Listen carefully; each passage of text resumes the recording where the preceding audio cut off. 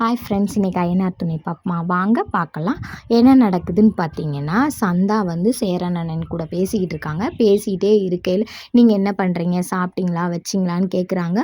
அப்புறம் நிலா ஹனிமூன் போனதை பற்றி 2-3 வார்த்தை பேசுகிறாங்க. இப்படி 2 பேர் பேசிகிட்டே இருக்கையில் சந்தா சொல்கிறாங்க, நாங்கள் ராமேஸ்வரம் வரோம், இன்றைக்கி நைட்டு கிளம்புறோம் அப்படின்னு சொல்லி சந்தா சொல்கிறாங்க. அப்போ சேரன் அண்ணன் கேட்குறாங்க, இதெல்லாம் நீ சொல்லியிருக்கணும், என்னால் பீகார் வந்து தான் உன்னைய பார்க்க முடியாது, நான் ராமேஸ்வரம் வந்து உன்னைய பார்க்குறேன் அப்படின்னு சொல்லி சொல்கிறாங்க. ஐயோ வேணாம் வேணாம், நீங்கள் வர்றது தெரிந்தால் பிரச்சனை ஆயிரும், வேண்டாம் அப்படின்னு சொல்கிறாங்க.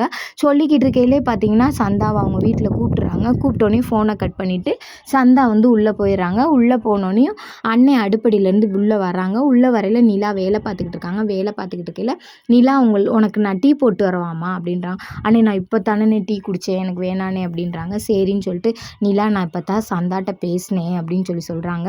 என்னண்ணே அப்படின்னா, ஏதோ ஒரு விஷயமா கோயிலுக்கு வராங்களாம் ராமேஸ்வரத்துக்கு, நான் போய் சந்தாவை பார்க்கலான்னு நினைக்கிறேன், நீ என்ன சொல்கிற அப்படின்றாங்க. அவங்களுக்கு எல்லாம் தெரியுமா, பாண்டிக்கும் சேவலனுக்கும்? இல்லை நான் யார்ட்டையும் சொல்லலை, அவங்கள்ட்ட சொன்னால் அவங்களும் என் கூட வரேன்னு சொல்லுவாங்க அப்படின்னு சொல்லி சொல்கிறாங்க.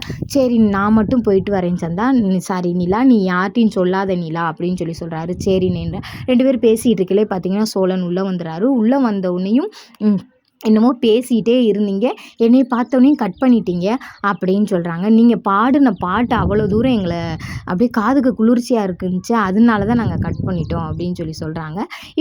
இது முடிஞ்சோடனே பார்த்தீங்கன்னா கொஞ்சம் நேரம் கழித்து பல்லவன் வந்து பாண்டிக்கும் சோழனுக்கும் விடாமல் ஃபோன் அடிச்சுக்கிட்டே இருக்கான்.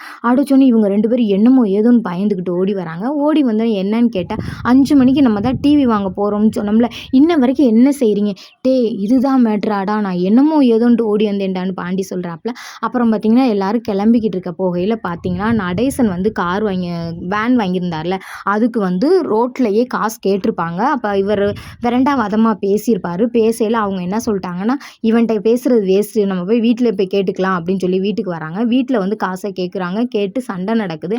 அதுக்குள்ளே நாடகத்தை முடிக்கிறாங்க. ஆனால் பார்த்தீங்கன்னா நம்ம டிவி வாங்கலான்னு 20,000 வச்சுருந்தாங்களா, அந்த 20,000 இவங்களுக்கு தான் கொடுக்க போகிறாங்கன்னு நினைக்கிறேன். கொடுத்துட்டாங்கன்னா நீங்கள் எனக்கு கமெண்ட் பண்ணுங்கள்.